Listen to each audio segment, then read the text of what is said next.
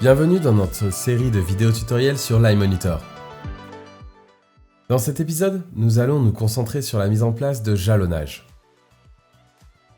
Une fonctionnalité qui permet une gestion efficace des champs, la protection des cultures et la prévention des dommages aux cultures pendant les activités de fertilisation et de protection des cultures. Les voies de jalonnement indiquent l'emplacement des passages non ensemencés dans le champ, ce qui permet aux véhicules de circuler sans endommager les cultures.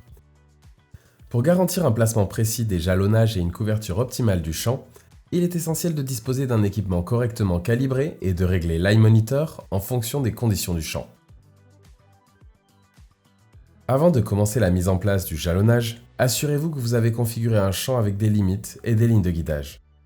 Notez que les jalonnages ne fonctionnent qu'avec des lignes AB ou des courbes de guidage.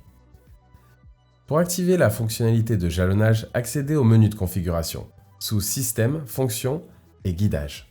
Sélectionnez Jalonnage et Contrôle de jalonnage Isobus et activez ces fonctions. Ces paramètres resteront actifs jusqu'à ce que vous les désactiviez. Après l'activation, entrez dans le menu Guidage. Pour créer un nouveau jalonnage, ouvrez le menu Ligne de guidage, appuyez sur Créer une nouvelle ligne de jalonnage pour configurer un nouveau motif. Lors de la configuration des paramètres de jalonnage, vous pourrez définir les options suivantes. Espacement. Définir la distance entre les centres des passages du jalonnage correspondant généralement à la largeur de votre pulvérisateur. Largeur de la voie. Définir la distance entre les bords extérieurs des roues du véhicule qui passera sur le jalonnage. Premier passage. Définir le numéro du passage où l'ensemencement commence. Le système calcule la limite du champ à partir de cette position et l'affiche sous la forme d'une ligne bleu clair. Par défaut, cette ligne apparaît à la moitié de la largeur de l'outil à partir du premier passage, mais elle peut être ajustée avec un décalage supplémentaire. Décalage. Définissez un décalage si nécessaire, par exemple si un semis complet n'est pas effectué lors du premier passage. Configuration automatique.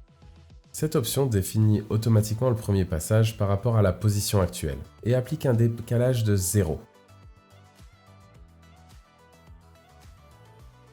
Elle positionne le bord du champ à la moitié de la largeur de l'outil par rapport à la ligne directrice active. Par exemple, avec un outil de 6 mètres, le bord sera placé à 3 mètres de la ligne directrice. Le système détecte les limites du champ et ajuste la ligne de démarcation bleu clair en conséquence. Une fois que tout est réglé, les jalonnages apparaissent sous forme de lignes violettes sur l'écran de votre iMonitor. Confirmez que le schéma de jalonnage s'affiche correctement pour s'assurer qu'il correspond à la configuration de votre champ.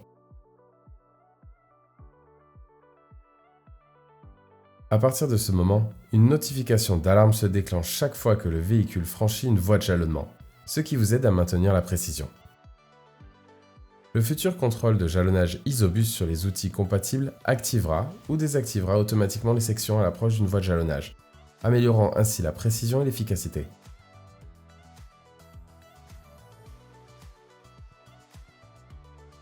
En configurant les jalonnages, le système crée une nouvelle ligne de guidage de jalonnage avec un suffixe tramline.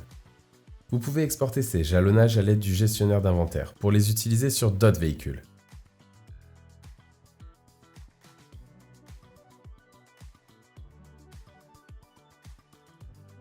Notez que les jalons importés ne peuvent pas être configurés. Et si les groupes de lignes directrices sont activés, la configuration des jalons créera automatiquement un nouveau groupe de lignes directrices.